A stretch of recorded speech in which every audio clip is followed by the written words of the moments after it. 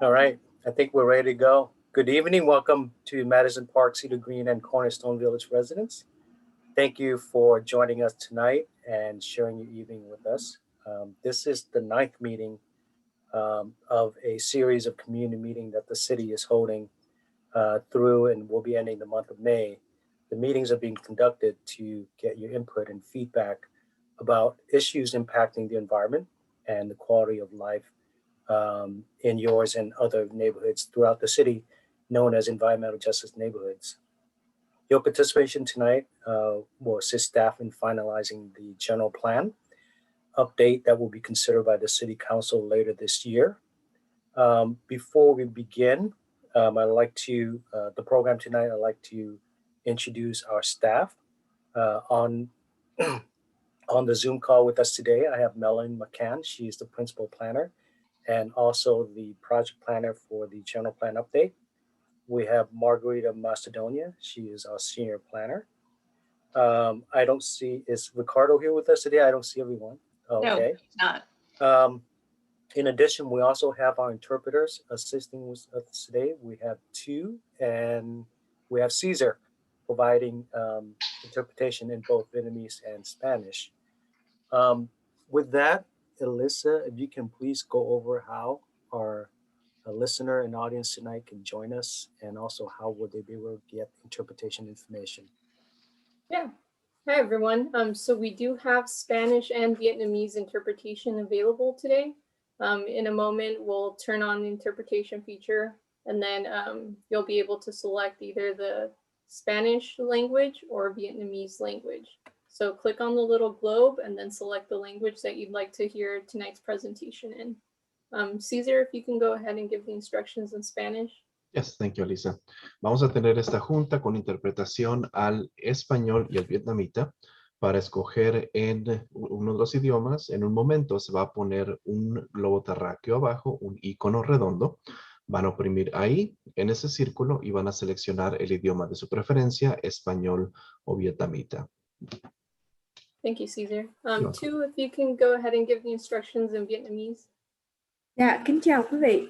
Tối hôm nay trong cuộc trình bày thì chúng tôi có thông dịch tiếng Tây Ban Nha và tiếng Việt. Nếu quý vị muốn nghe tiếng Tây Ban Nha hoặc tiếng Việt thì quý vị ở phía dưới cùng của cái màn ảnh nó có một cái hình quả địa cầu. Quý vị nhấn vào trong đó rồi quý vị sẽ thấy rằng là tiếng Việt hoặc là tiếng Tây Ban Nha. Nếu quý vị muốn nghe tiếng Việt thì quý vị nhấn vào Vietnamese thì quý vị có thể nghe tôi thông dịch tiếng Việt. Xin cảm ơn quý vị. Yes. Thank you too.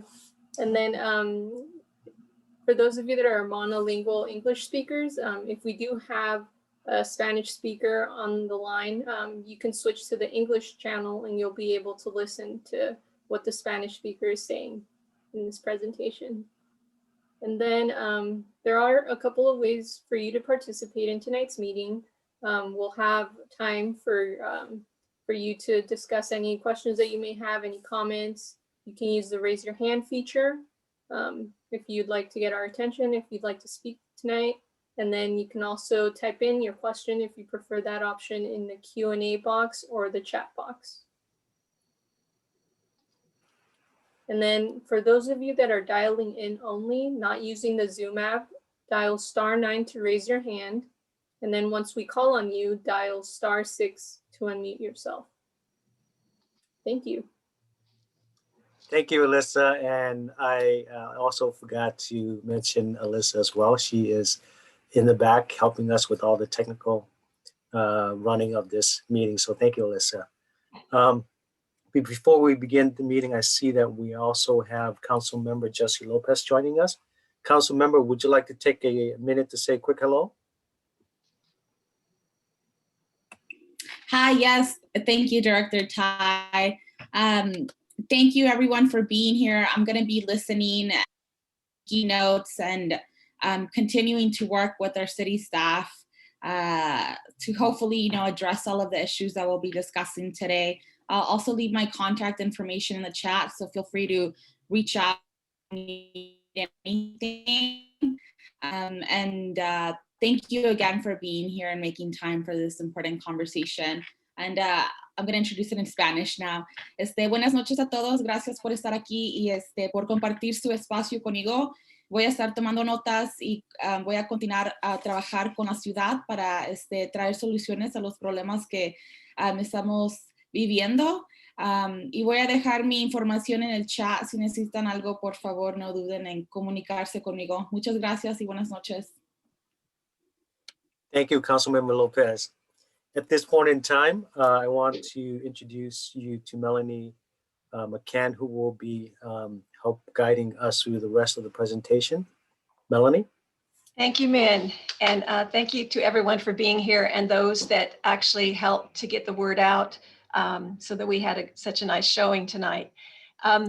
Before I jump into the agenda, which as you can see by the screen is going to cover 4 key points, we will be touching on, of course, what is environmental justice, having a few comments on the Santa Ana General Plan update, and then clarifying what makes an EJ neighborhood an EJ neighborhood. And then most importantly, sitting back and listening so that you can share your thoughts and experiences. Before we jump in, we'd like to do a quick poll. So Alyssa, if you can bring down the first poll. Thank you. So we wanted to get a sense of what everyone's background is on these subjects. So the first question is, are you familiar with environmental justice issues in your community, your neighborhood?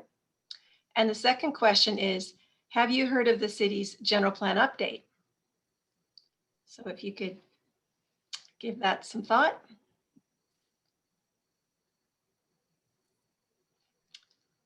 Looks like half the folks on the call have answered the question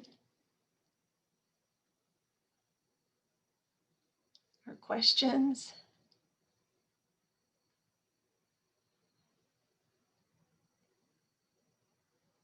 Give it another second or two.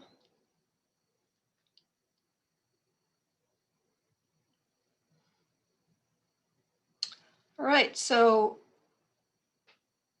Alyssa, we're 24 out of 34. We'll take those results. So the majority of folks were happily are familiar with environmental justice and the issues in the community, and the majority have heard of the general plan. Having said that, we've got 25 to 38% of folks that that are here tonight and that can learn more about those 2 topics. They aren't as aware of environmental justice issues or the general plan. So we look forward to sharing a little bit of information on that. All right. So let me get on to the next slide. And so what is environmental justice? So a lot of you here are aware of what environmental justice is, but for those that aren't, generally it's when communities have a disproportionate or a higher burden of things like pollution and other health risks, or things that hold them back from having the highest potential for quality life. And environmental justice, the concept of environmental justice, is to correct that situation and provide equity and opportunity for a clean environment and a quality of life for everyone. So as we mentioned, we've been working on the general plan for the last few years, and its intention is to set a goal and vision through 2045. The document is required by all cities in the state of California, and ours includes the required elements as well as a few more. So the colorful pictures you see below are the different elements or topics in our draft general plan, and they cover a variety of subjects from historic preservation to land use to safety to open space to community, a variety of things. And all of those are part of guiding our physical development of our community, the quality of life, economic health, environmental, and overall sustainability of our community. I want to draw attention as well to the 4 words at the bottom of the slide. They're the 4 themes, if you will, that surfaced in our earlier outreach. They were the reoccurring themes that we saw, and we coined them, if you will, as the core values of our community and the general plan. So throughout each of these colorful documents that you see, we've woven in where culture is being addressed, sustainability is being addressed, health, education, and equity. And as you can see by those words, they also very much match up with the topics and the concerns of environmental justice. So just to give a little bit of background, the legislation that brought environmental justice to the forefront in California is called the Planning for Healthy Communities Act. So in 2016, it was mandated that when cities like ourselves update our general plan and our public policies, we need to look at our disadvantaged communities, and we need to identify and reduce the risks, the compounded risks of health issues. We need to reach out and promote civic engagement in the public decision-making process like we are tonight. And we also need to, as a city, prioritize improvements and programs for those particular areas. This act is also known as SB 1000. Then just to clarify, what defines an environmental justice community? It's a combination of potentially high risk exposure to pollution, be it air, water, or soil. It's residents that have a higher burden because of different socioeconomic conditions, as well as health issues. And in many cases, these areas are located near freeways, major streets, major roads, or industrial uses. So what you see on the screen now are the indicators that were put together by the State Environmental Protection Agency as a way to identify a community's environmental justice areas. So there's 20 different indicators from the California Environment Screen, and those on the left represent different types of pollution burden, and those on the right of the slide represent different population characteristics that also can create burdens.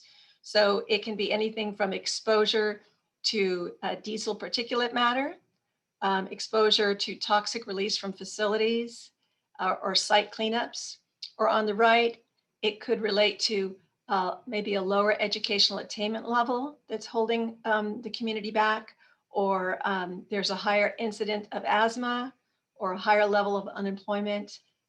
Those sorts of characteristics were all taken into account to identify the EJ areas, if you will. So this is the map that they took all those different characteristics, and this model, this tool, mapped them by census tracts. So all the little lines you see are census tracts, and you can see the boundary of Santa Ana. The colors that are in darker orange and lighter orange are those areas that are disadvantaged communities. They're within the top 25 throughout the state of the highest burdens of those things we just spoke of. This is a map that zeroes in on Santa Ana proper, and those census tracts that are now are identified in yellow are new information from the most recent model from the EPA. So it's still in draft, but we anticipate that these will be included. So we wanted to share those with everyone, and we've been outreaching to these neighborhoods as well. So the hatched area on the right actually shows a portion that actually is no longer technically an EJ census tract. So with that, we were going to take a closer look at many of you that might be here tonight. We'd like to start with a poll, and a quick poll. So Alyssa, if you can help with that, that'd be great. All right. So if you see the map, there's the three neighborhoods that are identified with a yellow boundary. And if you can identify what neighborhood you live in, and that'll tell us who's with us tonight. And as you can see, the Cornerstone Village, actually the northern portion of Cornerstone Village, based on the new model, will no longer technically be in an EJ area, but the area below McFadden is. So it looks like, we'll wait another minute. About half of the folks here with us tonight have responded so far. And the options are, of course, Madison Park, Cedar Evergreen, Cornerstone Village. You might be here from another neighborhood in Santa Ana, or you're here tonight because you're interested, but you don't actually live in Santa Ana.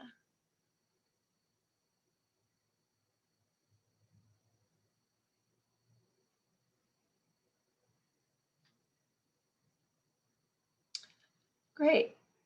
Well, let's close that up if we could, Alyssa. All right, so the majority of folks tonight, 50% are from Madison Park. Thanks for being here. And then we have actually 27% from a variety of neighborhoods in Santa Ana. And then we have 12% from Cedar Evergreen and a few from outside the city. So thank you for participating in that. So again, we have a great opportunity as the city's opening up its general plan for revisions to consider changing not only its goals, policies, but specific actions to help improve our existing and our future conditions for all of Santa Ana, but with a special focus on those in greatest need of help and protection, such as the environmental justice areas. So with that, we've got one more poll question before we turn the discussion over to you. And then Margarita will help facilitate that for us. Melanie, did you want me to do poll 2 about how people heard about tonight's meeting? Yes, let's do both of those now if we could. Okay. Thanks, Alyssa. So we'll have 2 poll questions. One will be to clarify how you heard about the meeting tonight. And that's to allow us to continue to channel the resources in the best way to get to the community, so everyone is kept informed and involved in all of these processes and plans affecting their future.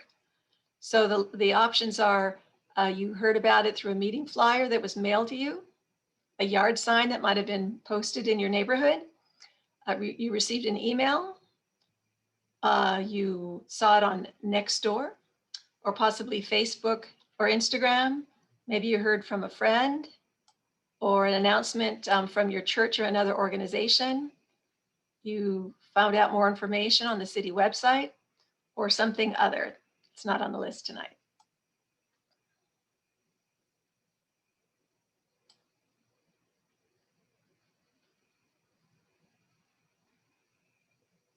Great, we'll give it just one more second or two.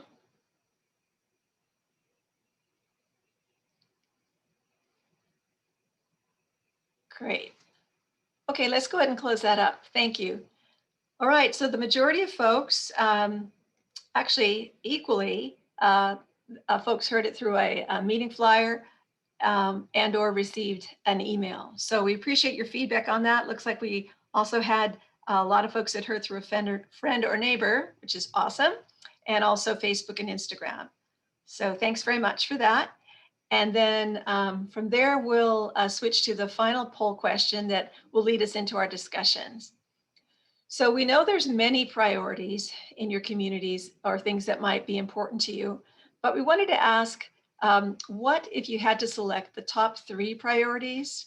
What would be the top 3 priorities that the city can focus on to help improve the health in your neighborhood? So the options that are listed here are air or water pollution, roads, streetlights, and other public facilities. Or your priority might be access to healthy food, or housing and affordable rent, or possibly parks and recreation centers to promote physical activity, or the ability to influence city policies and programs, and last but not least, quality education. So again, if you could select your top 3 priorities.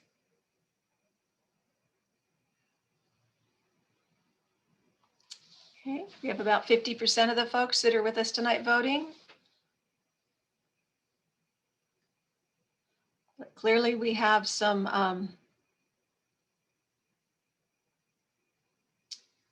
3 strong priorities here. Alyssa, would you like to close us out?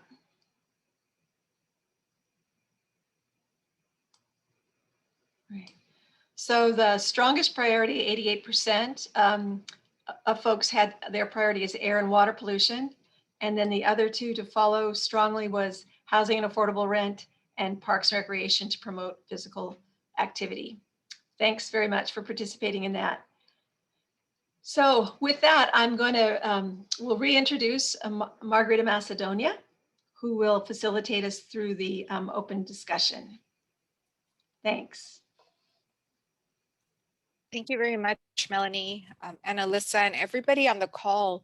You know, we did want to acknowledge the organizations, the groups that we work with to get a strong turnout tonight. Actually wanted to acknowledge KidWorks, Frank Bejarano and his team for getting information out to Cedar Evergreen residents, Chris Holland, the owner, one of the apartment owners in Cedar Evergreen, who also helped get the word out. Hatifas from the Cambodian family and his team, who, because of their request, we were able to get the survey. I know Melanie will talk about that later, but the survey, the EJ survey translated in Cambodian because they're servicing families in Bishop Manor, which is in the northern part of the Cornerstone Village area, which is very important, you know, just to make sure that people are continuing to be engaged. And also, of course, the Madison Park Neighborhood Association, who's been working on their own environmental justice issues and getting this meeting promoted. And yes, I think yes, all of the neighborhoods, but we really, we did have some discussions earlier. So, and thank you for sharing the priorities on air, water pollution, affordable housing, parks and recreation to promote physical space. But this is the important part of the meeting. I mean, to us, we really want this opportunity to listen to your experiences, your insights, and recommendations that you have for the city to consider in updating our general plan when it comes to environmental justice. So we wanted to open it up to anybody who wanted to raise their hand to speak on an issue. If we have a monolingual Spanish speaker, we could just remind us to tune in to the English Zoom interpretation channel so we can hear the simultaneous interpreting to English for those who do not speak Spanish. And yeah, and you can include any of your observations over the chat or over the Q&A, but we really want this to be a listening session. So with that, we have 3 hands raised. I'm going to call on Chris Holland first from Cedar Evergreen. Go ahead, Mr. Holland. Yes, good evening. Hi, Margarita, and thank you Hello. for your efforts and all you do in the rest of the city. I have been an owner of an apartment building in Santa Ana for 20 plus years. And I worked with the city for a long time. And first off, I would like to thank everybody. And the efforts that Santa Ana puts forward is surpasses anything that I've ever seen done by another city. So thank you all for very much for your focus on what's going on in your city.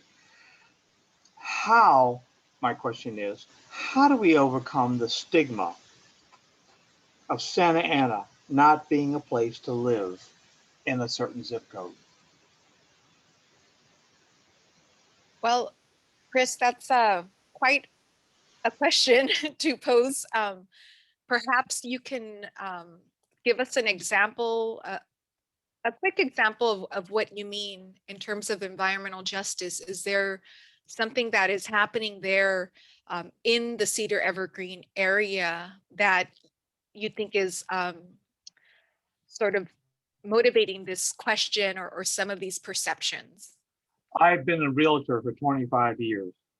And when it comes to searching for property for some of my clientele, they don't even want to think about living in Santa Ana because there's this stigma that Santa Ana is Hispanic and it is a dangerous. I've heard this before. Dangerous place to live, and they want everything but. Now, we all know that Santa Ana has some beautiful places to live and some gorgeous homes. But when I try to take a client to some of these homes, if it has a zip code which represents Santa Ana, they're looking to see what they can do to make it either Costa Mesa or another zip code type area. And I'm sure you guys have recognized this. We need to address this problem. Santa Ana is a beautiful city. It's progressive. It's doing what it should be doing to overcome so many different areas. But this is what I'm hearing and what I'm seeing. Okay. Well, we will take that as your comment, Chris. And we want to keep the discussion on environmental justice issues, but we definitely have that noted. And I'm not sure that we have like a particular answer for you tonight, but I did want to continue with the hands raised, if that's okay, Mr. Holland. That's quite, go right ahead. Go right ahead. No Okay, thank you so much. Yes, thank you. Okay, we're gonna go to Galaxy Tab S5E. Galaxy Tab S5E, who has their hand raised.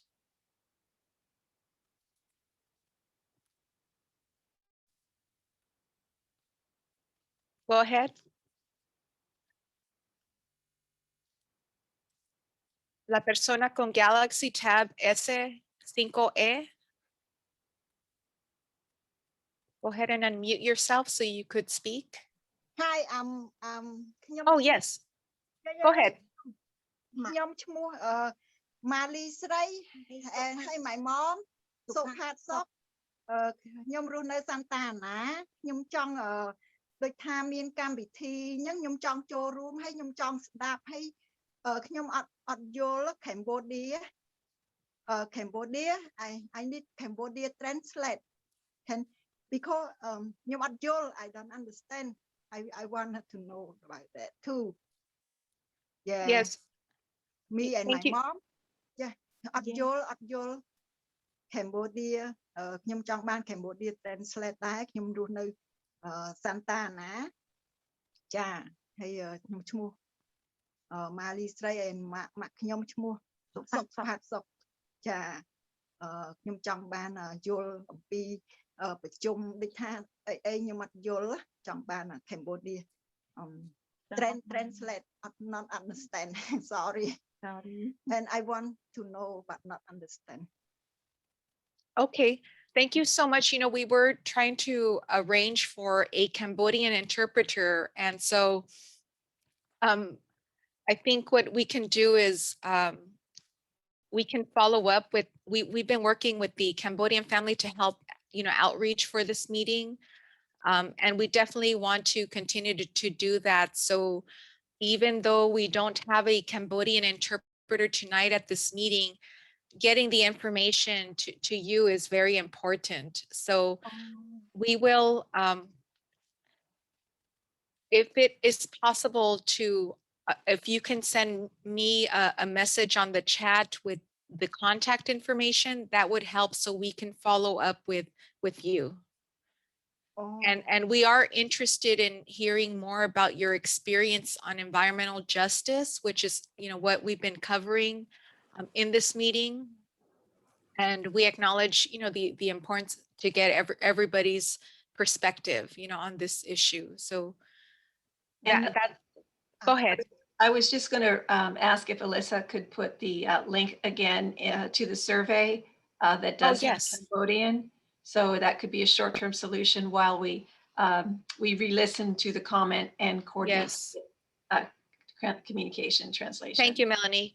Yes, and so that is the info. We do have the survey in Cambodian, and that will help us get a better sense of what your priorities and your experience is. So we will do that. Thank you so much. Yes, thank you for you gonna find Cambodia translate for me. Thank you very much. Because I want to know and I want to understand. I'm not understand. Okay. Thank you very much for communicating. Yeah, you're welcome. Thank you very much. Sure. So we're going to move on to, let's see, I have Terry McCall and then Jose Rea. Terry McCall.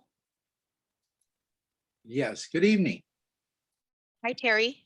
Hi, my name's Terry McCall. I've been doing some research in the city of Santa Ana about crystalline silica and how it's made. And Saturday, I heard rumors on Facebook that there was a lot of dust on the construction of South Main between Edinger and St. Andrews. And I went out there and looked at it, and I was shocked to see that they did not vacuum up the saw cutting, but they used a power broom and it just spread it.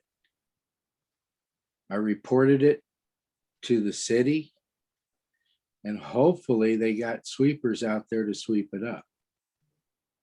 But crystalline silica is nothing to play around with. It only takes 1 gram to pollute 50,000 cubic feet of air.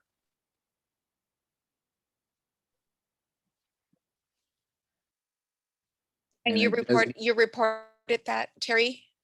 Yeah, I use the Santa Ana app, Okay.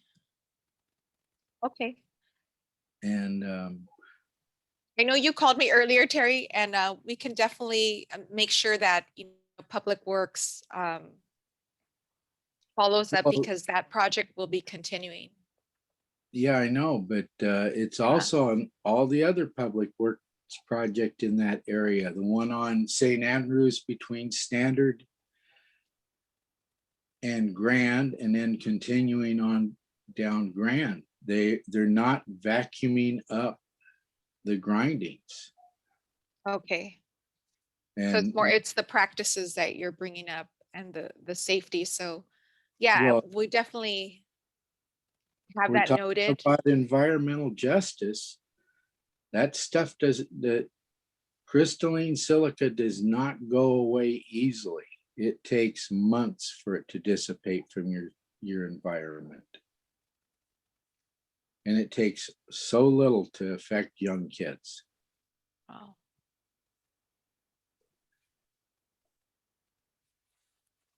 Thank you, Terry. That's definitely an immediate environmental justice concern that you're sharing tonight. Thank you. Mhm. We will, I have Jose Rea and I have Adolfo Sierra. So Jose Rea.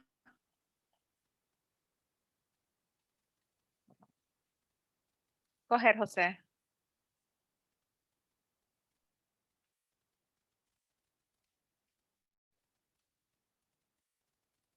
I guess there's multiple Jose Reas, so let's try Adolfo Sierra. Go ahead, Adolfo.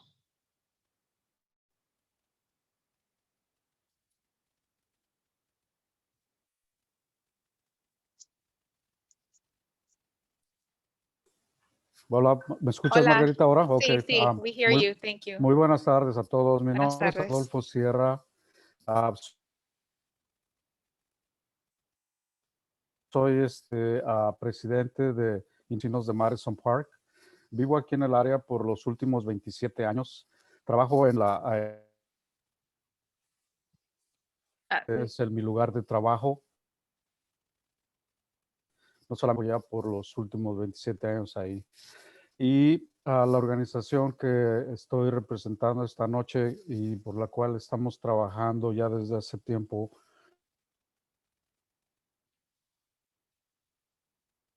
No te escuchamos, Adolfo. Quisiéramos, ¿me escuchas ahora? Ahora sí te escucho, sí. Y quisiera que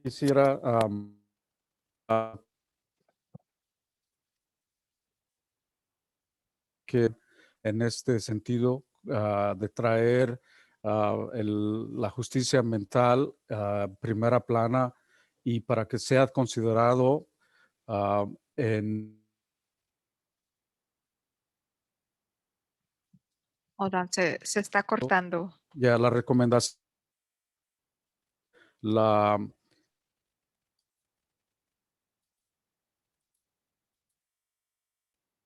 en referencia Adolfo, al LB1000. ¿puedes repetir un poquito porque se está cortando un poco los comentarios que estás haciendo? Muy bien, voy a tratar de hacerlo un poco más despacio. Ujú. Bueno, nuevamente,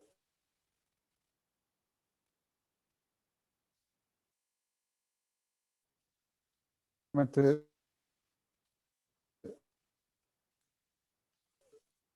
ley ambiental de la Universidad de California en Irvine les ha estado haciendo llegar. También estuvimos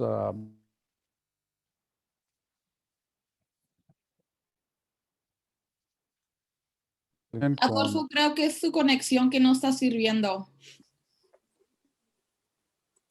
Es que se está cortando un poco, Adolfo.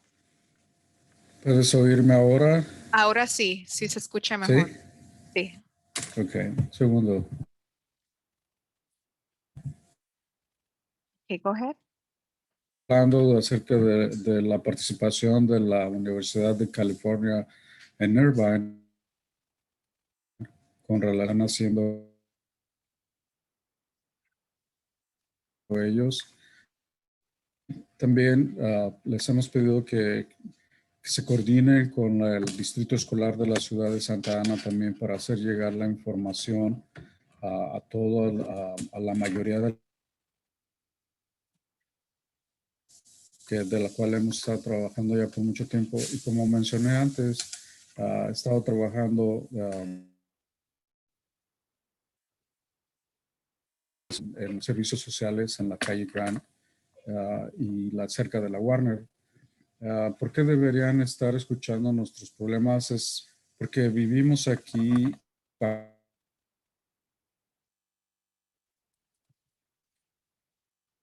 Disculpe, Adolfo, se está cortando otra vez un poco.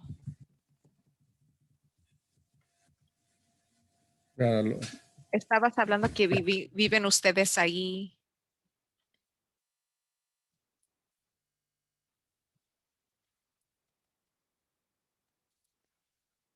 No, Adolfo. Sí, sí, sí. Ok, ok. Y bueno, la recomendación es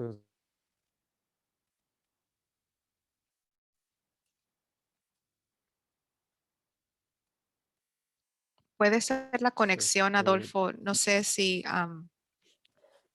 podría volver a entrar más tarde. Déjame está volver a bien. reentrar. Ok, Okay, okay. Okay, so Adolfo is going to reconnect because the connection is being lost and it was difficult to listen to his recommendation. So I'm gonna call on Jose Rea. Go ahead, Mr. Rea. Can you hear me? Yes, we can. Okay, thank you.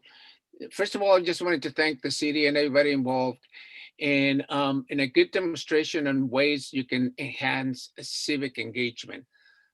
This is a good example how you did that.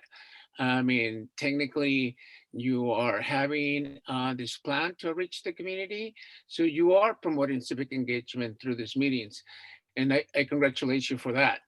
But I wanted to direct my comments to reducing exposure to toxic substances. As you know, but maybe let me just introduce myself. My name is Jose Rea. I'm the treasurer of the Madison Park Neighborhood Association. And I'm involved also with a nonprofit that is called Madison Park Neighborhood Association Green Programs. And as you know, we have a group of folks working with us on the air pollution problem that we have in the neighborhood. And the pollution comes from the industrial area that is east of us. It's basically a big corridor that runs 3 miles from about Dyer all the way to the 5 freeway along Grant Avenue and the Standard Avenues. And the issue is that there's 42 companies that work with permits from the Air Quality Management District, which means that each one of them is releasing dangerous pollutants that require permits into the air. We know that when we found out about this is basically when Brass Tech moved very close to Kennedy Elementary, also Madison Elementary, and Century High School. And by law, they were required to inform us that these metal plating companies were going to be releasing, tons of pollutants every year into the air. And, the community organized and find some funding to promote education, but also to take samples of the air that we're breathing.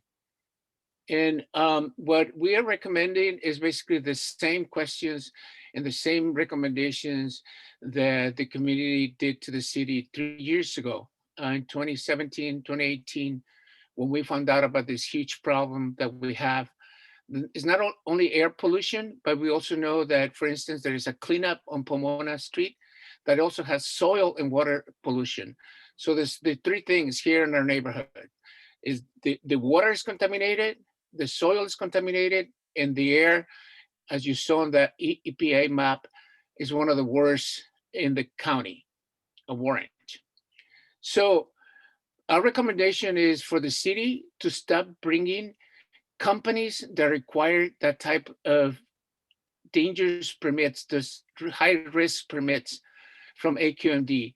You need to find a way to start bringing companies that are polluting our neighborhoods in our schools, because our kids are sick, our elderly are sick because of it. And it's been documented by research that this kind of exposure reduces the years of life, the quality of life of the residents that have been exposed. So it's a huge public health issue. The other recommendation that we have for you guys is, besides stopping this type of companies coming into the neighborhood, is also to bring clean industry, companies that do not pollute the air, and that you also create buffer zones between the neighborhoods and the schools and the industry. The worst case scenario is Century High School, that is surrounded 360 degrees all around Century High School by industry, by polluted industry. So this general plan update needs to have recommendations on how they're going to do that. The buffer zones, the clean industry, and no more of these companies that are really poisoning all of us, but particularly the children and the adults. Thank you. Thank you, Jose. I am going to continue on the hands raised. We have Hatefas from Cambodian family. Hi, thank you very much, Margarita, for carving Yes. out the time. Are you able to hear me? Yes, we can hear you, Hatefas. Perfect.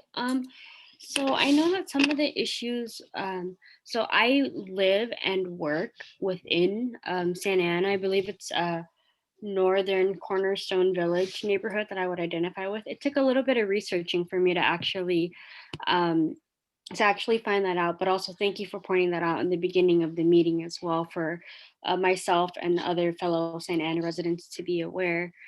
So some of the things I want to address is the limited access to green space, parks, and recreations for a lot of our Santa Ana residents.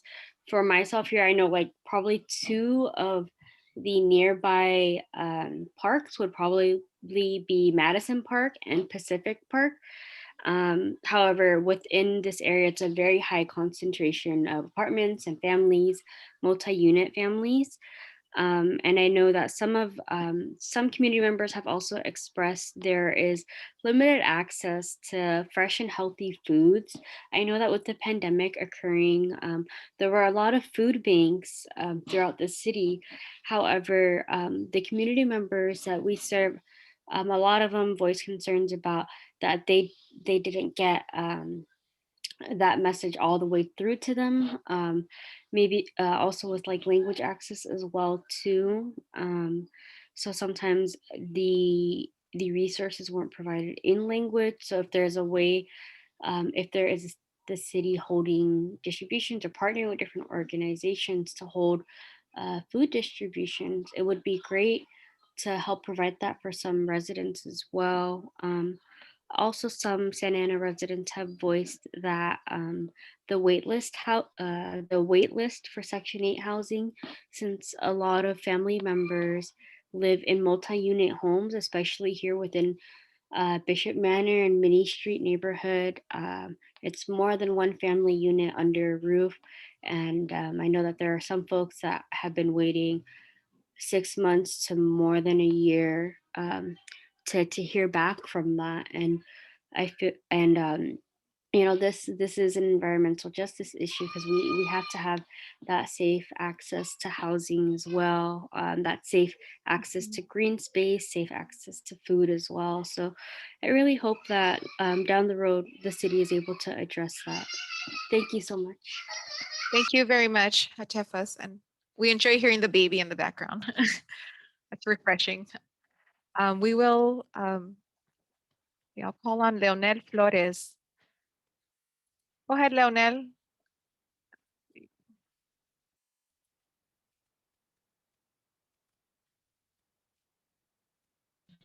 Hello? Yes, hear go me? ahead, Leonel. Yes, go ahead. Okay. Hi, everyone. My name is Leonel Flores. I am a lifelong resident of the Madison Park neighborhood, and I am currently the community organizer for the MPNA Green programs.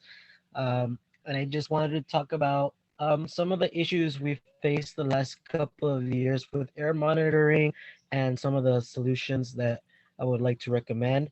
The first one being that aside from the project that we're doing, there's very little air monitoring being done in the city of Santa Ana, especially by the city. Most of it is left up to the air quality management district to regulate, but sadly, the closest air monitor to Santa Ana is in Anaheim. So one of the recommendations I would like to make is to work with AQMD to try to get one of their air monitors here in the city of Santa Ana so we can get more accurate information in regards to the air quality here in the city. Another reason I believe this should be done is during our project with the air quality monitoring, we tried to obtain the the information of what these companies were allowed to emit and how much they were emitting. However, we were not able to obtain the majority of the information um, because either the information wasn't there, and also because the industries that have these special permits to release chemicals into the air, they're allowed to self-report. So um, it seems like there's very little accountability. So I would recommend that is more policy in place that doesn't rely on self-reporting because we don't know what's in our air, and that's dangerous. They could potentially be, doing things that are very harmful to the community, but how is the community going to have access to this information if we don't know what's being out there? So I think the city of Santa Ana needs to take a proactive approach at this and start monitoring what's in the air as well, and start collecting data on what these companies are emitting, because they're going to affect the everyday quality of life of our residents. Earlier, um, one of the participants, talked about the city of Santa Ana has this stigma that nobody wants to live here. Well, this is just another thing on top of that wouldn't want to make a resident want to live here when the air quality is so poor.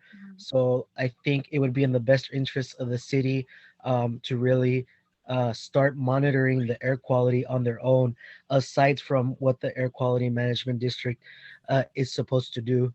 And then the last comment I would like to make, Um, I think another participant brought up the construction going on the South Main corridor. Um, if I remember correctly from the environmental impact report that was released during the last draft of the general plan, it stated that the the the plan of action that the city took was actually not the most environmentally friendly option.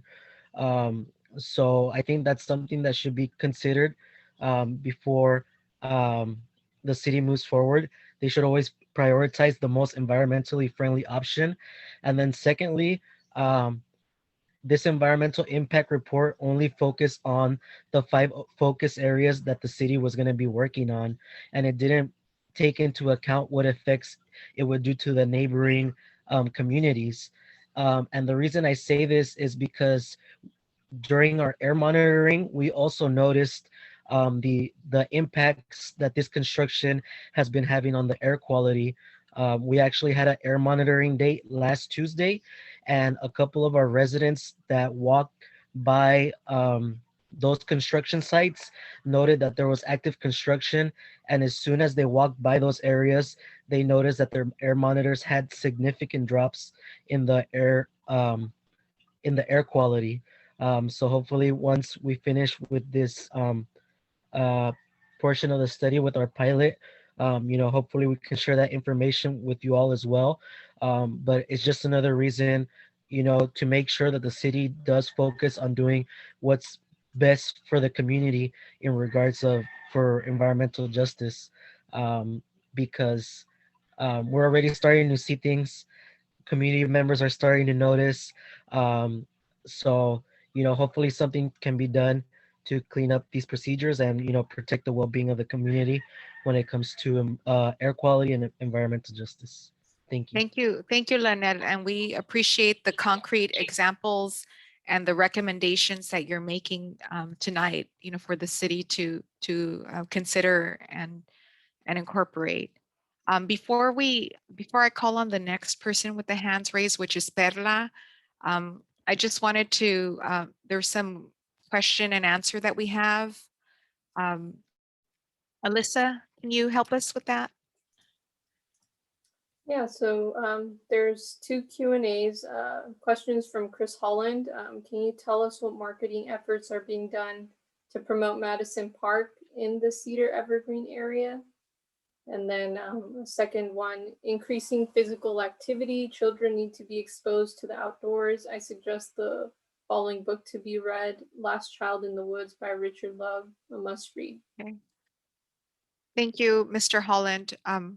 I'll just quickly respond. As the city is gearing up and making preparations to reopen, business, I think with you and the KidWorks team out there in Cedar Evergreen, I think any future opportunities to connect the park to the neighborhood will definitely be something to work on together. So I look forward to doing that, at least our office, and I'm sure, parks as well. And thanks for suggesting the book. Let's go back to the Q&A. Perla Mendoza.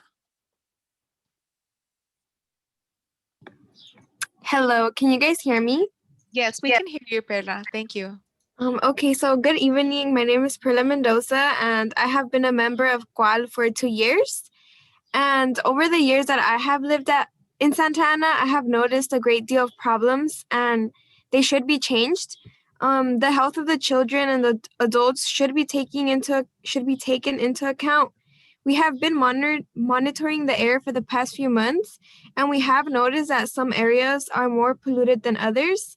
In particular, Kennedy Elementary School, which is very close to factories like Brastec, which is not safe, and it is possible that harmful air pollutants are being released into the air and harming the health of not only the kids, but the people living in the apartments around there and just people living around the area. And I believe that instead of building luxurious new apartments as part of the general plan, you guys should take into consideration the health of the citizens.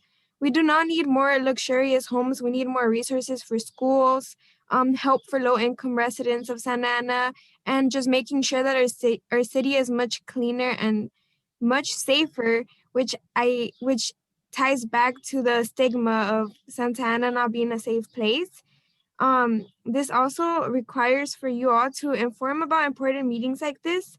And I think every single person living here should be taken into consideration, meaning like translating emails or letters or anything that is being sent out for the public so that everybody can understand.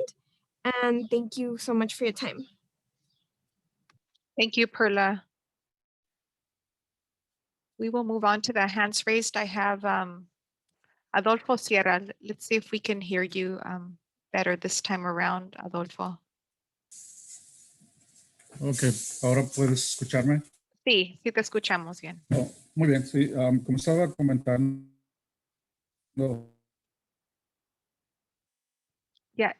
Ya no te estamos escuchando. una de las recomendaciones.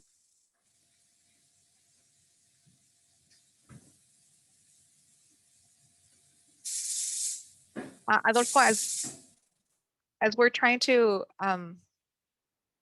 better understand you, I just wanted to point out the question that Adolfo has posted on the Q&A box, and maybe Melanie, if you can clarify the EJ area that was mentioned during the presentation. Adolfo is asking why it was removed, or why the city removed it, but maybe you can clarify that Cornerstone Village section north of McFadden. Okay. Certainly. So it's based on the Environmental Protection Agency's model, the CAL's Environ Screen. So when they did the data on those different indicators, they use slightly different methods to calculate things. And when they did their new modeling, their number was below the top, that threshold. They were not part of the top 25 most burdened census tracts. So it may have only reduced by a couple of percents, but it still fell below the cutoff point to be an environmental justice community. And I could follow up with you on the details of the, what particular criteria was changed, or which one of the indicators went up or down that changed their score. Happy to do that. Does that help a little bit? Yes, I'm gonna call on Adolfo again to see if the connection is better this time. Adolfo?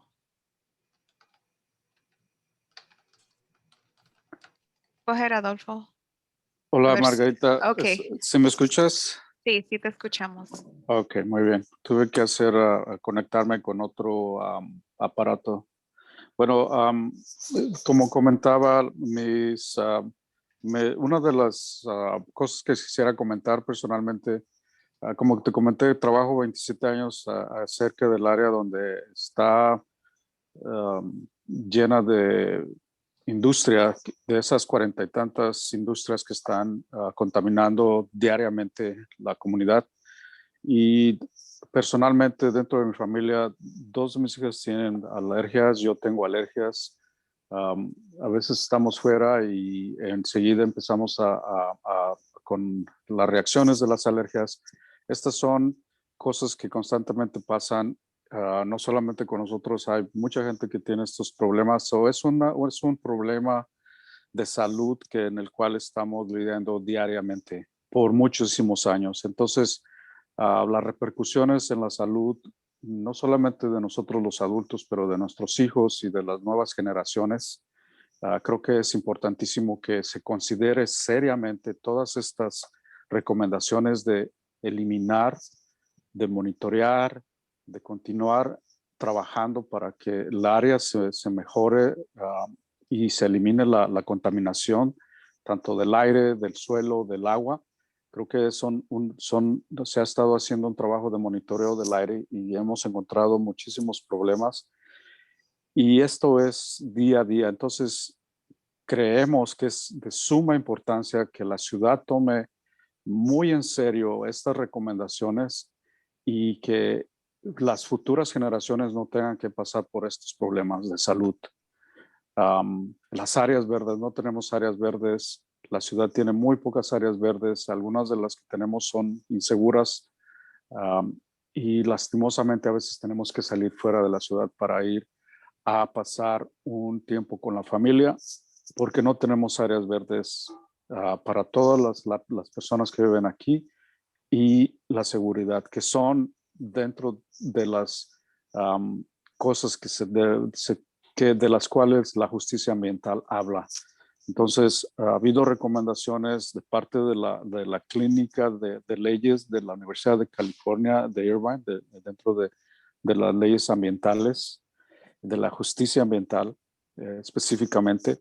Entonces, creemos que trabajando en colaboración con la universidad, que tienen muchos expertos, tenemos trabajando ya por años con una colaborativa de la Universidad de California en Irvine, la cual tiene expertos que pueden darles muchas recomendaciones que las puedan tomar en cuenta y las implementen dentro del plan general, que es de suma importancia para nosotros.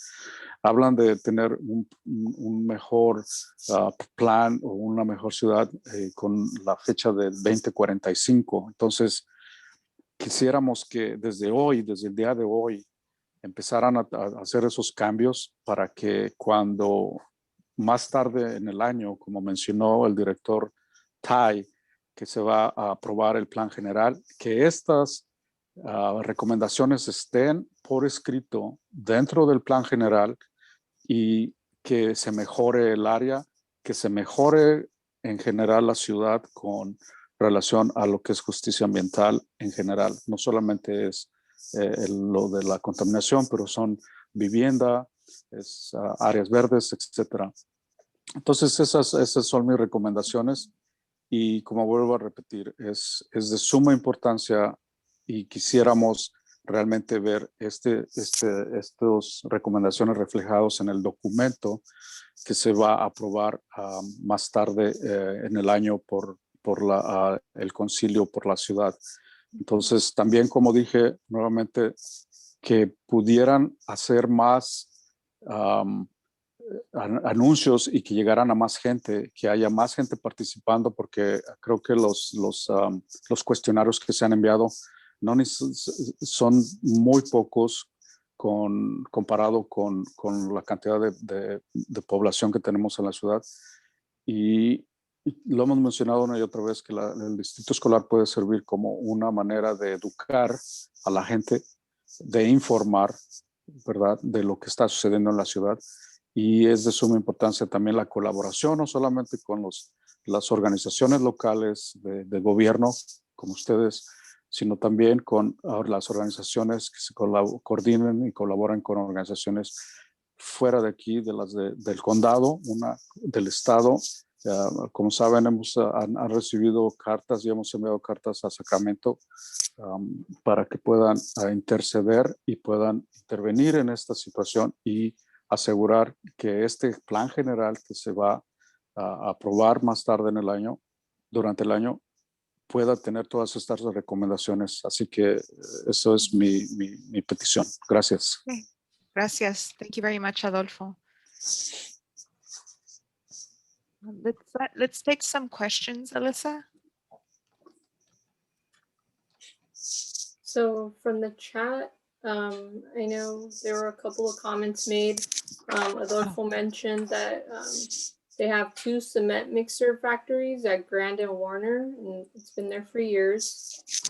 And then the person with the name Galaxy S20 mentioned, what are we going to do with Edinger? It is like a racetrack every day. So probably referring to speeding. And then Leonel asked, how long will surveys be collected?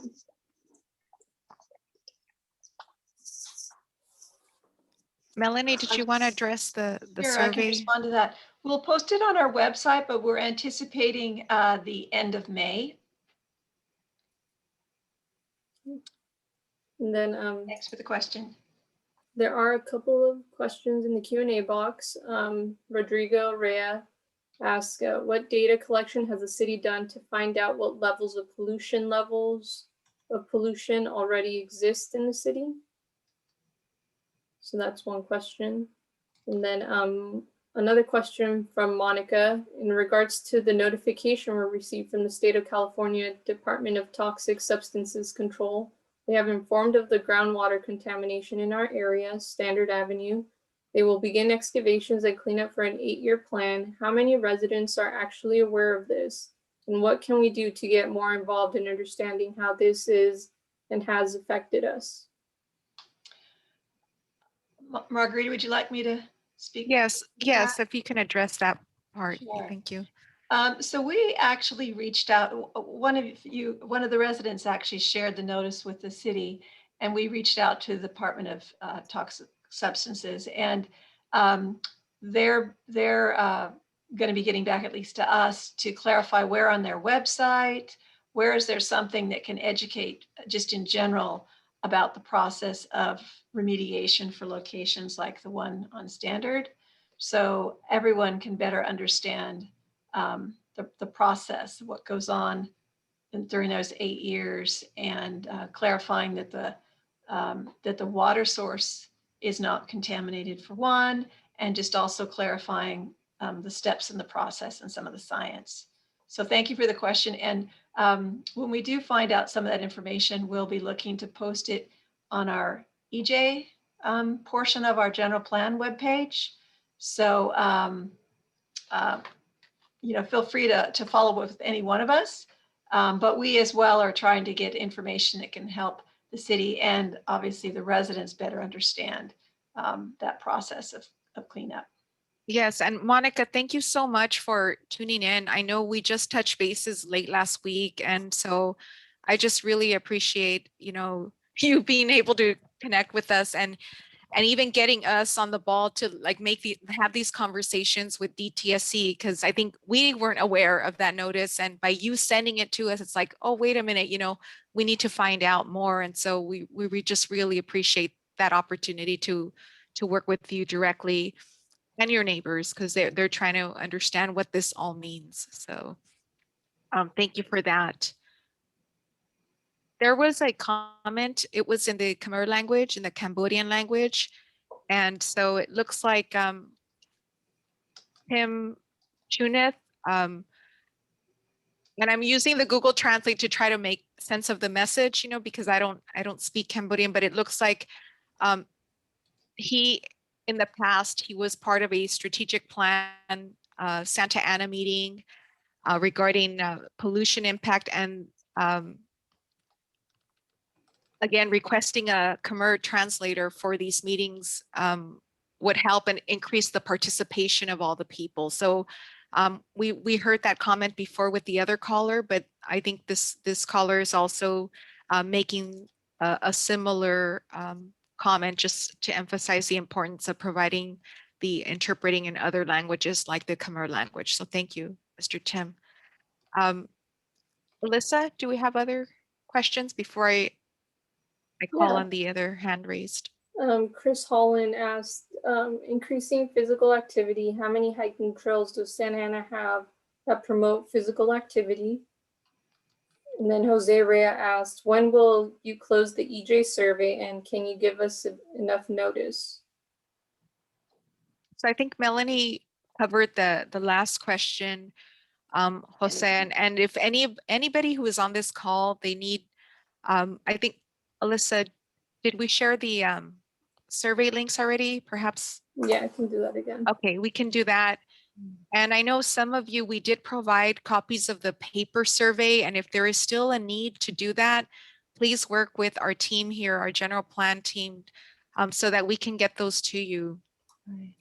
Yeah, I'm sorry to interrupt. Oh, go ahead. Just to compliment what Margarita was saying, that the survey has been open from early March, and so through taking it through the end of May is our intention. So we hope, as if you need any additional hard copies, or if you can get the word out, that would be really appreciated. And Mr. Holland, on the physical activity, for sure, I think Alyssa had sent a link earlier. There's a community surveys page on the city's webpage that also points to the Parks and Recreation Plan. And it sounds like this is something that you're very interested in. And it would be great if you were able to complete that and get involved in those efforts. subsequent to the environmental justice forums here. Okay, we're going to go to Kelton Mock. Go ahead, Kelton. Hi there. Good evening, and thanks for hosting this forum. My name is Kelton Mock, and I'm a fourth-year medical student at the UCI School of Medicine.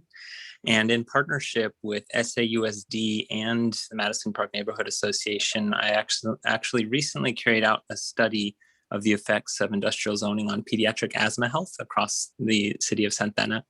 And I'm planning to meet with SAUSD this Friday, but I did want to share a few pertinent findings for this forum. Maybe to bring a little bit more kind of numbers to some of the concerns raised by residents and people on the call. So from a zoning map of the city of Santa Ana, there's a really close proximity of industrial zoning to residential areas and schools, as several people have mentioned.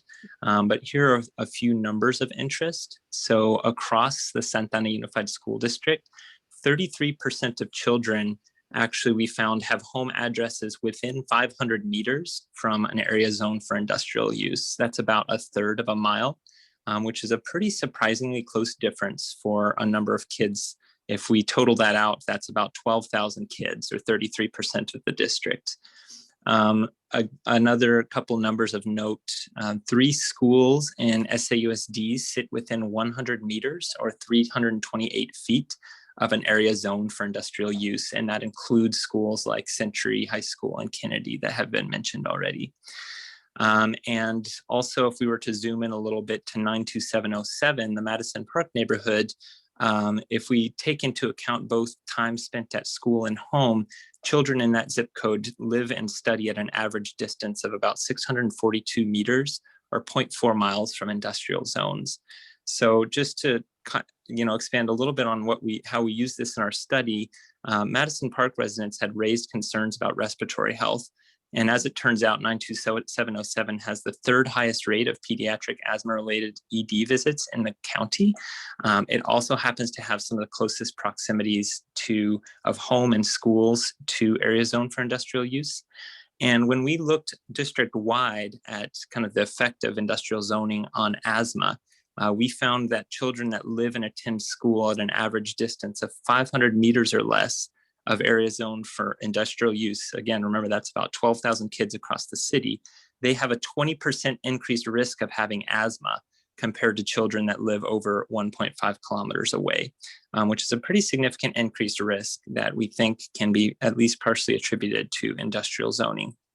They also have a 50% increased risk of being overweight or obese, and a 46% increased risk of receiving an unhealthy designation on the state physical fitness test. So again, these are some preliminary findings, but they do raise some concerns about the zoning patterns across the city of Santa Ana. And again, a lot of these numbers are across the district, but there are a lot of these concerns are reflected in neighborhoods like Madison Park. And I guess my comment at this point is that this type of zoning plan really isn't that typical. If we look at other cities in the region, it does deserve further study. And currently, I think the recommendations that we can glean from this plan is that the school district and the city partner with residents, the Madison Park Neighborhood Association, and UC Irvine as needed to continue studying the health effects of the Santa Ana zoning landscape. And we think it'll be really important to follow up on neighborhood air monitoring results and consider how city zoning might be improved given some of these concerning pediatric health effects that we're seeing at the district level. So thank you very much. That's my comment. And we look forward to meeting with the Santa Ana Unified School District on Friday to expand on these results. Excellent. Thank you, Kelton, for sharing all of those insights. We'd be very interested too in learning a lot of that. I guess a more in-depth understanding of what you've just shared. So thank you. Sure, and we plan to present a summary of those to the city at some point too. We will be in communication, but thank you again for this forum. Yeah, excellent. We look forward to the sharing of information, and yeah, we really look forward to working together so we can all benefit from all the good work that's being done out there. Thanks. Okay, Alyssa, back to you on. Yeah, so there was something in the Q&A by Katie Cox, a comment. She said, "This is Katie Cox. I'm a UCI researcher working with MPNA Green. To reiterate Jose's point, I'd like to request that the city give at least 2 weeks notice before closing the survey with ample announcements reminding residents to respond. Thank you." Okay.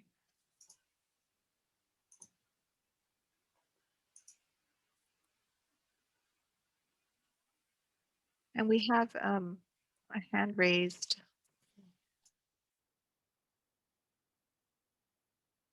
Okay, go ahead, Katie. Hi, thanks so much for this meeting and for all the work that the city's been doing on expanding environmental justice outreach in Santa Ana. I appreciate the previous comment that Kelton Mock made about zoning. I do think the zoning issue is both, as pointed out, unique to Santa Ana in the region. The ways that industrial zoning puts residents, and particularly young residents in Santa Ana, at risk is definitely inequitable compared to other parts of Orange County, although unfortunately common to many other cities with many low-income people of color around the country. So I'm a PhD student at UC Irvine, and I study environmental justice, including environmental justice policy. And there have been some really promising moves in municipalities and states around the country to improve environmental justice policy in areas such as city planning, where it hasn't previously been enacted. And I think some of these promising types of interventions are very, very pertinent to the problems that Santa Ana faces.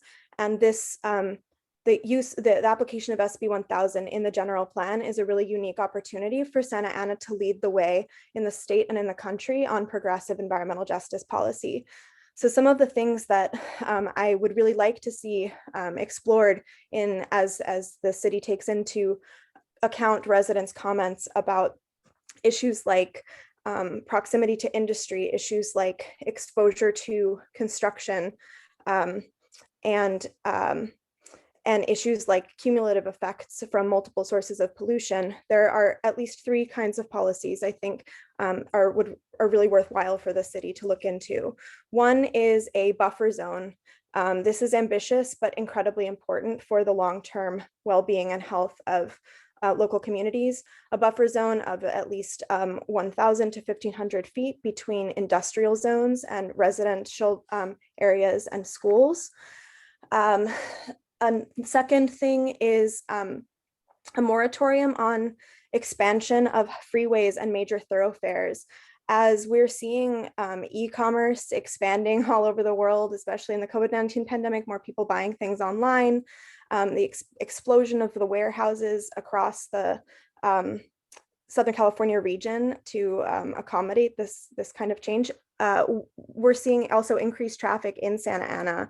And while I understand the ways that thoroughfare expansion in some of these main arteries is seen as a way to alleviate traffic in other parts of the county, it has a really direct negative impact on the communities living alongside these streets. We know that wider streets means more traffic, means more air pollution, and vehicle traffic is the #1 cause of air pollution and the #1 cause of negative health outcomes from air pollution across California and across the United States. So I think any city plan that centers environmental justice and community health needs to really consider a moratorium on those kinds of expansions of major streets in favor of other ways of reducing traffic, like public transportation and other kinds of policies.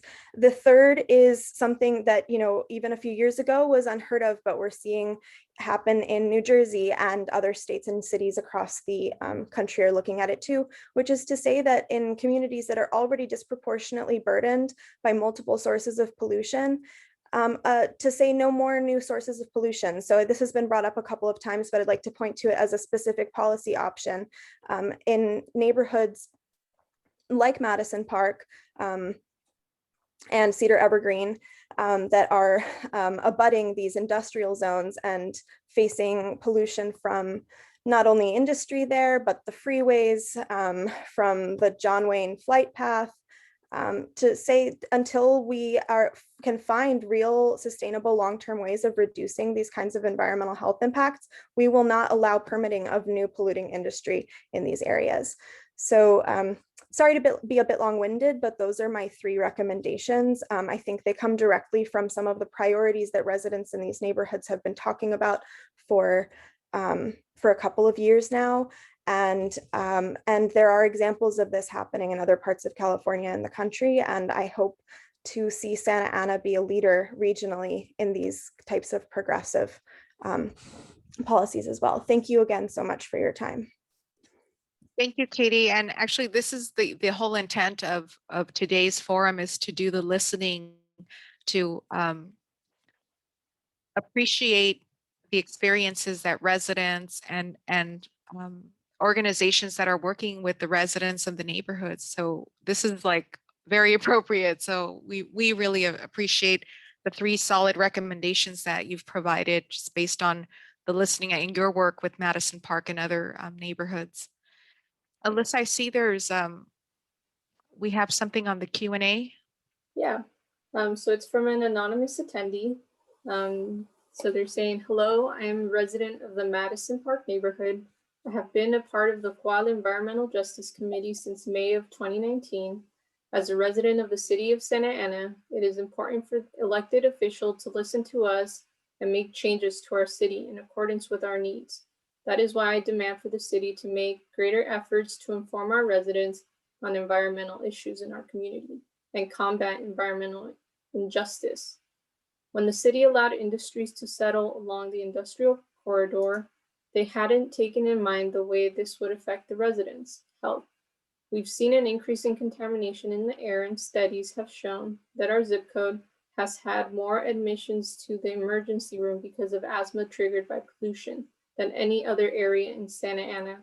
As someone who enjoys being outdoors a lot, it worries me that I may not be safe simply taking a few deep breaths while outside because of how it can negatively affect my health. What upsets me the most is that this isn't the case in other cities or even some parts of Santa Ana. Many people have been disproportionately affected because we live in low-income areas or places where English isn't our primary language, so we are often seen as less than. We hope the city can come to see us as all as equals and provide a safer, cleaner city for us all. Thank you.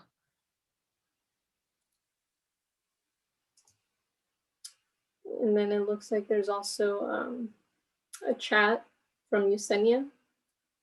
Okay. Do you want to read it, and Cesar could interpret it on the English Zoom? Okay.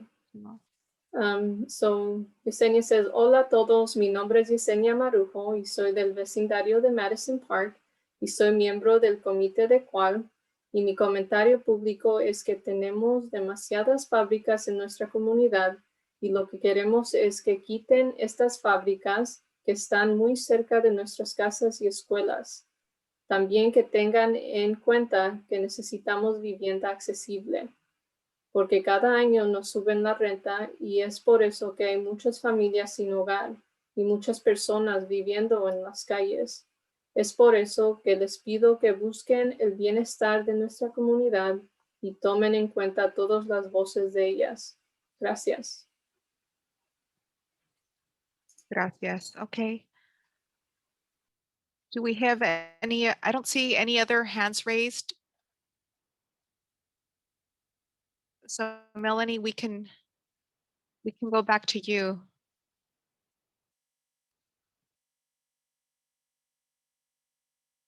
And you're on mute, Melanie.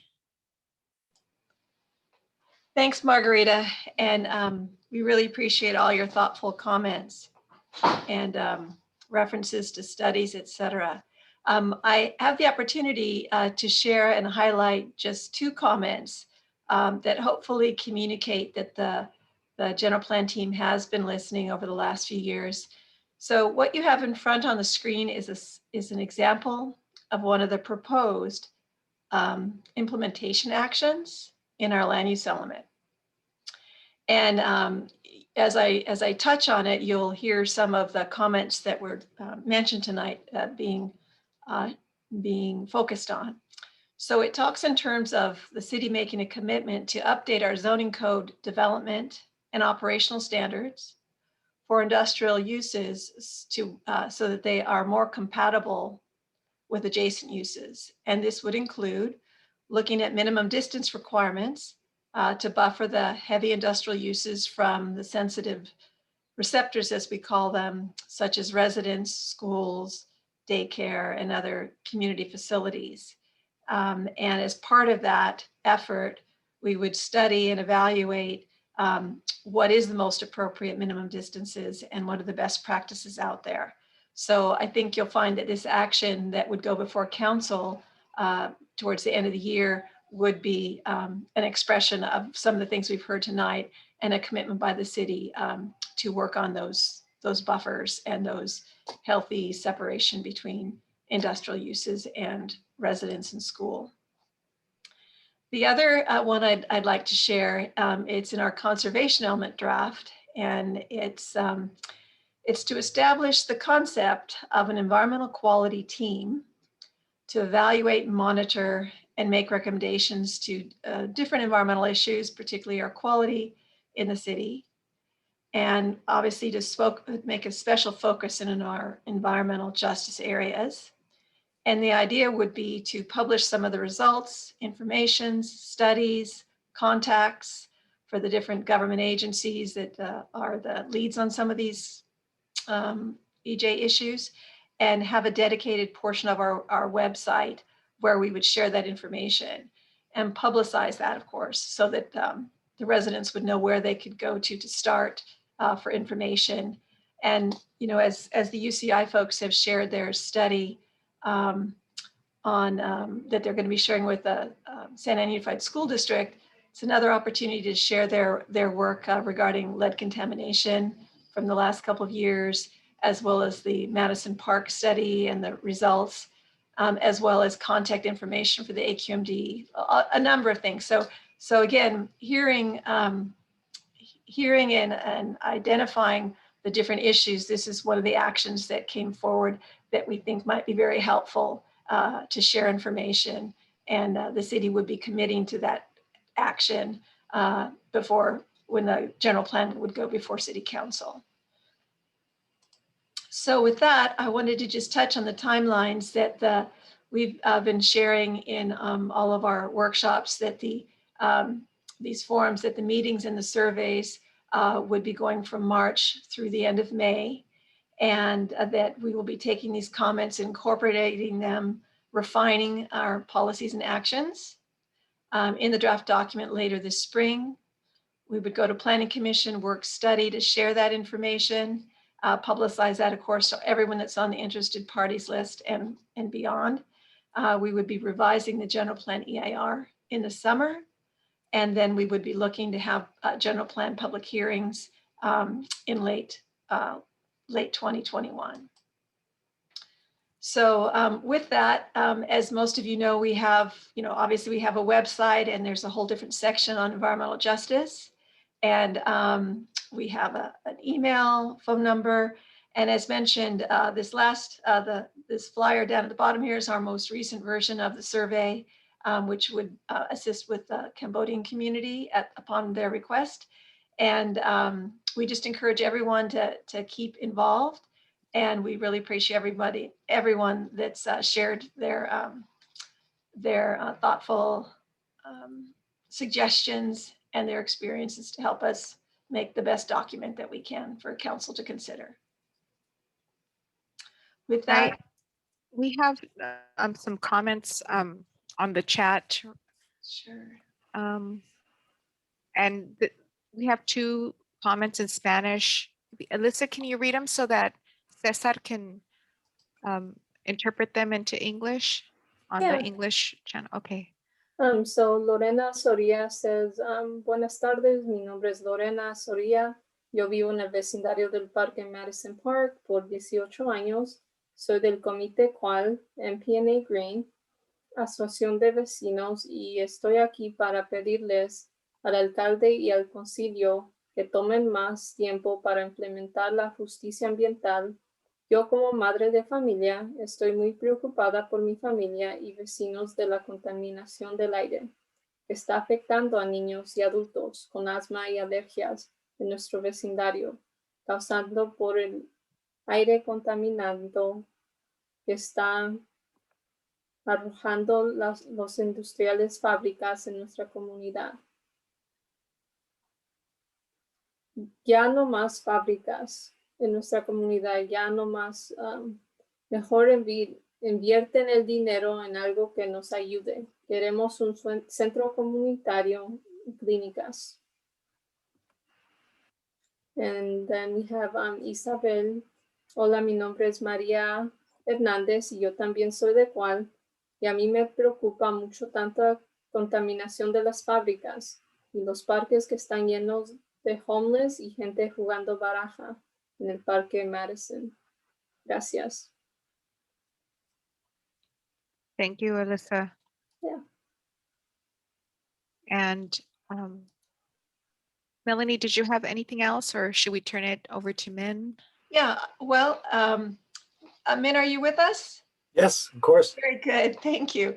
So we just again wanted to thank everyone, and I'll turn it over to Min for our final comments tonight. Thank you, Melanie, and thank you to the team. To the audience tonight, I just want to share some final words that I really appreciate you coming together tonight and providing us with some very thoughtful comments. I've been at every one of these meetings except for one last week, and I found that, you know, a lot of the comments similar to yours shows a lot of understanding and experience in living with the neighborhood and the condition within the neighborhoods. So therefore, we appreciate the feedback from a firsthand experience. Through these meetings and comments and input, we will be using your input to help us develop policies such as the ones that Melanie shared with you early tonight, so that moving forward, we can help address many of these concerns. Tonight is not the only opportunity, nor the final opportunity. There is another meeting that we have, one more in a series of 10 that we will be conducting. Do we have the date on that, Yes, Margarita? yes, it's on Wednesday, May 26th at 6 p.m. And it's with the Santa Anita, Riverview West, and the additional census tracts that were not included in Artesia Pilar, Flower Park, and other areas. So that's next week on Wednesday. Thank you. And you can continue to share your comments with us also on the webpage as well as through the survey. We are continuing to take in comments, and our comment period will end at the end of May. And our goal is to be able to move forward and start the work of formulating policies based on responding to these comments. So with that, I really appreciate you sharing your evening with us tonight.